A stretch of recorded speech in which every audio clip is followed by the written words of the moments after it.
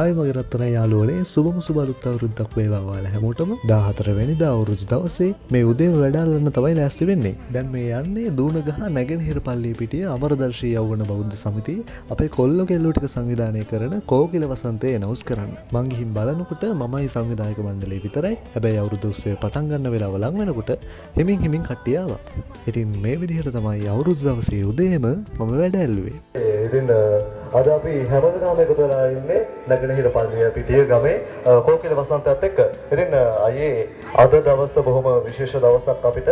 මොකද අද තමයි අලුත් අවුරුදු දවස. ඉතින් මේ අලුත් අවුරුදු දවසේ අපි මුල් කරගන්නේ සතුට විනෝදය සමගිය සාමය තමයි. ඉතින් මේ සතුට විනෝදය සමගිය සාමය එක්කම අපි මේ විදිහට පටන් ගන්නවා. අමරදර්ශී යෞවන බෞද්ධ සමිතිය වගේම සංවිධානය කරන අමරදර්ශී යෞවන බෞද්ධ සම්ප්‍රදාය 2025 මේ අවුරුදු උත්සවය මේ විදිහට බොහොම අපූර්වට අලංකාරව සංවිධානය වෙන්නේ. ඉතින් මම හිතනවා පළවෙනි තරගය පටන් ගන්න තමයි අපි ලෑස්ති වෙන්නේ. තම මතක් කරනවා ලියාපදිංචි වෙන්න බැරි වුණ කවුරු හරි ඉන්නවනම් එන්න කාර්යාල පරිශ්‍රයට අපිට ලියාපදිංචි වෙන්න පුළුවන්, සහභාගී වෙන්න පුළුවන් මැරතන් ධාවන තරගයට. මම හිතන්නේ ප්‍රථමයෙන් පැවැත්වෙන්නේ වයස අවුරුදු 14ක් වයස අවුරුදු 20ක් අතර තරගය.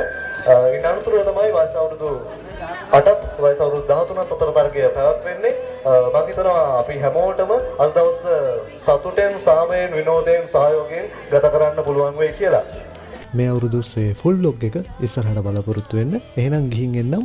බයි.